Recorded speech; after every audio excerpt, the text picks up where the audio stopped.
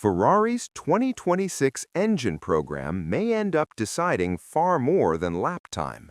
It could decide how Lewis Hamilton's entire Ferrari chapter is remembered. Not because of headlines or marketing noise, but because of a quiet shift inside Maranello that most fans haven't noticed yet. For the first time in over a decade, Ferrari are not chasing maximum power, they are chasing control. And under the 2026 regulations, that distinction could decide everything. Formula One is about to stop being a sport dominated by raw combustion aggression.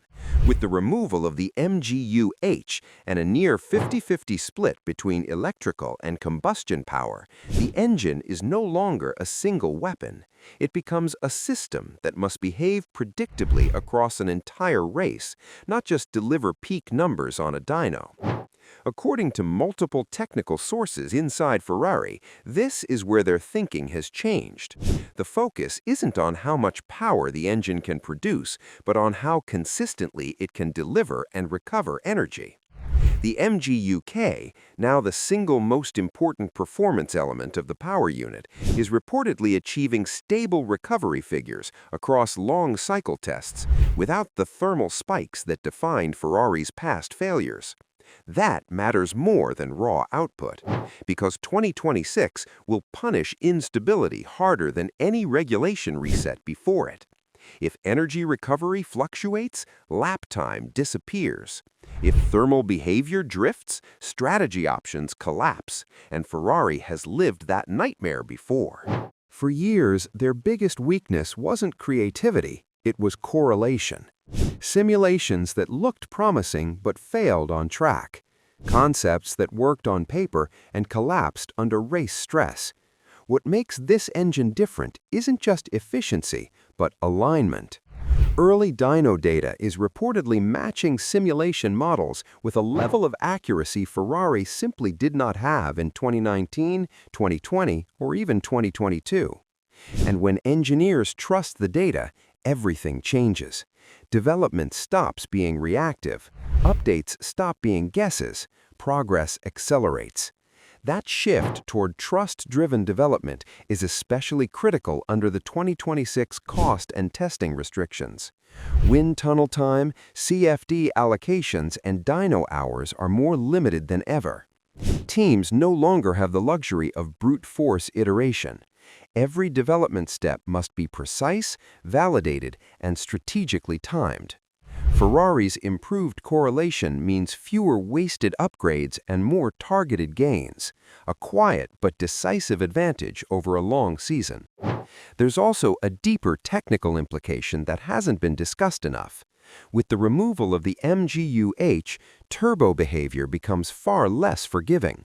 In previous eras, the MGU-H could mask inefficiencies by controlling turbo speed and smoothing energy flow. In 2026, that safety net disappears.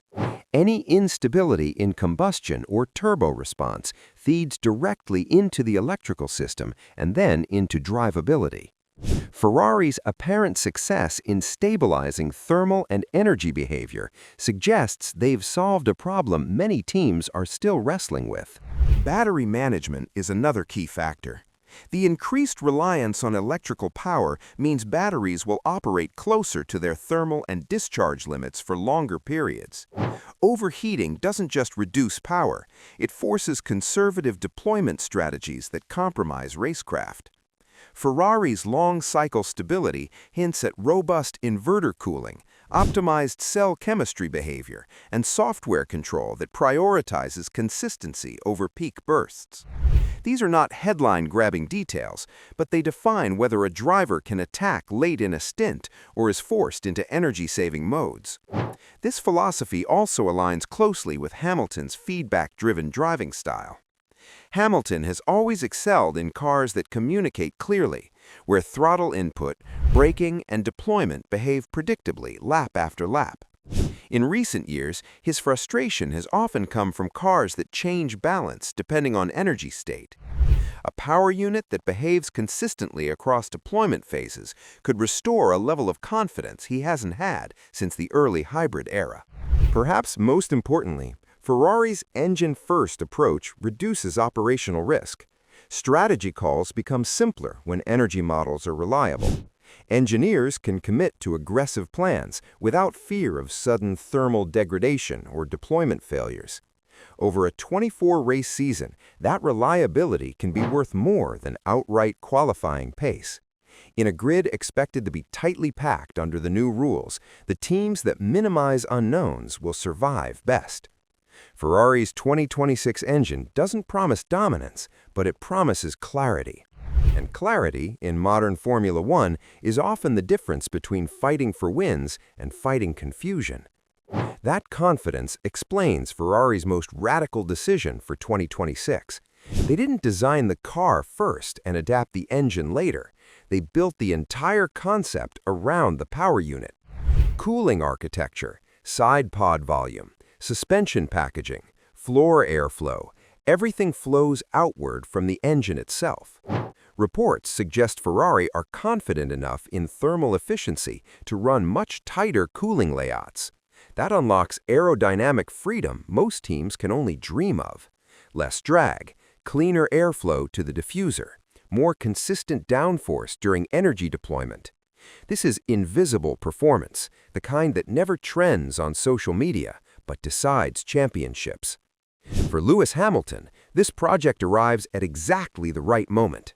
After a brutal 2025 season without a single podium, Hamilton didn't come to Ferrari for comfort or nostalgia.